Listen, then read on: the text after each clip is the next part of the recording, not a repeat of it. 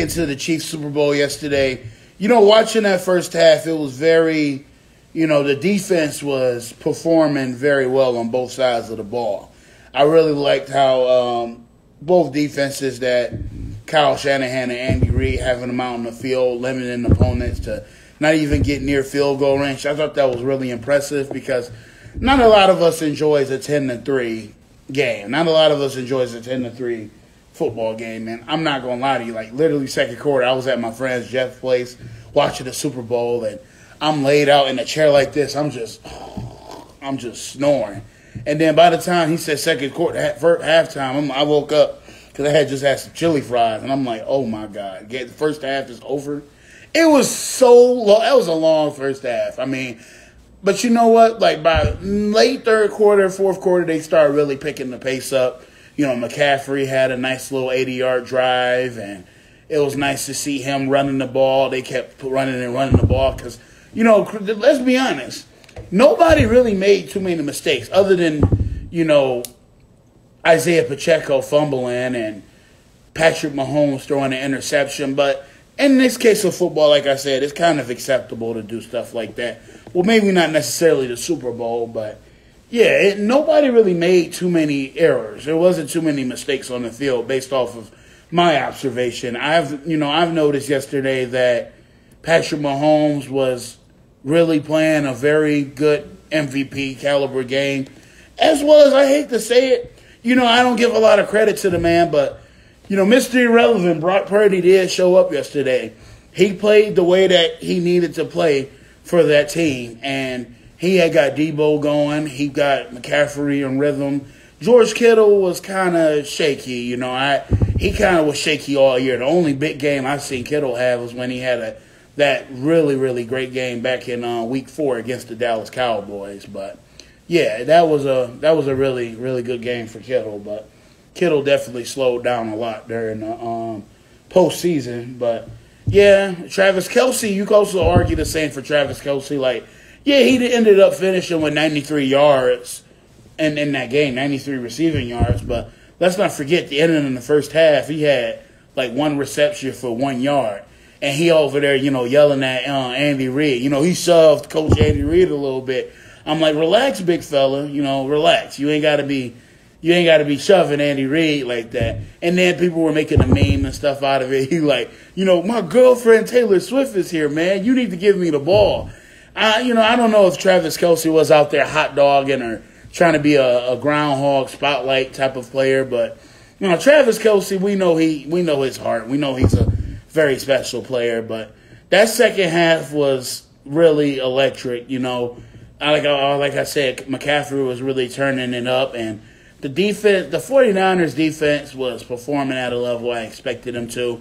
I didn't think the Chiefs defense was going to outperform the 49ers defense. And I thought it was funny because if you went on DraftKings prior to that game, the 49ers had a 26% chance to win that game based off of, the vote in America that were putting on player props and bets and all that stuff. And Vegas had them at 26%, and they had the Chiefs at an 82% chance to win the game. But I thought it was funny because I'm like, well, how are the Chiefs more favored than the 49ers if the Chiefs are the underdogs? The Chiefs were like, I think, plus 134, and the 49ers were like minus 158 or something like that. So, yeah, it was very close, and the spread was like 1.5, which the Chiefs ended up covering the spread. But, man, Kelce sold me on. I needed literally one touchdown from him, and my parlay would have been complete. I was one leg short, but that's okay because I had a good enough I had got him a good enough amount during the playoffs. So I'm satisfied with how that turned out. But, yeah, the Chiefs definitely we can definitely start having a conversation as this is the modern-day dynasty.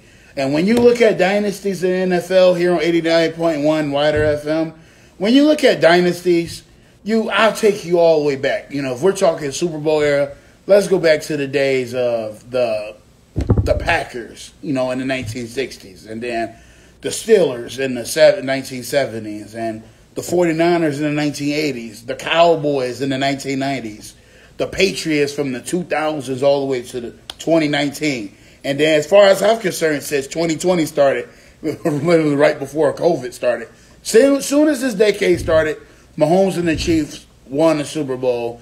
They have won 3 in 5 years. And Patrick Mahomes has been a starter like in 5 years since taking over the reins after Alex Smith. And he's won 3 Super Bowls in 5 seasons. We got to start having a conversation also about if Patrick Mahomes is the GOAT. Now, this is a very interesting dilemma because there's a lot of, dispute in all type of sports. Ronaldo or Messi. Is Floyd Money Mayweather really the GOAT of boxing? Or is Muhammad Ali really the greatest? Or if you go to baseball, Barry Bonds, Babe Ruth, hockey, Gordie Howe, Wayne Gretzky, even my personal favorite, WWE, I'm always going to stand firm that, John Cena is the greatest WWE superstar of all time. And many will argue The Undertaker, Stone Cold Steve Austin, Hulk Hogan, numerous names. But the case with the NFL and the NBA, which is the 2 biggest markets in America, you look in the NFL, now it's Patrick Mahomes or Tom Brady. Obviously, you go in the NBA, it's Michael Jordan versus LeBron James. Now, I actually wanted to talk. So now, Patrick Mahomes he's won 3 Super Bowls. He's won 3 Super Bowl MVPs, and he has 2 league MVPs. I'm not sure if he has a lot of Offensive Player of the Year awards that Tom Brady tallied, because Tom Brady won like 2 of them, and he won like 2017. I think he won 2007 as well. And Tom Brady has had the longevity of a career. But I was talking with my friend yesterday, and I think we both agree. I think we're getting about close now to after the performance Mahomes put on. He threw 333 passing yards, 2 touchdowns, and people forget he rushed for 66 yards. So he moved with his feet, and he was moving well in the pocket. He didn't take as many sacks as what they were projecting him to take against the 49ers, but Patrick Mahomes had himself a legendary game, legend of legends. But I was talking with my friend yesterday, and I'm like, you know what, man? I was telling my friend Jeff, I'm like, maybe we really need to start reconsidering this GOAT conversation when it comes to the NFL. I'm really convinced that Tom Brady and Patrick Mahomes as the number 1 GOAT is very arguable.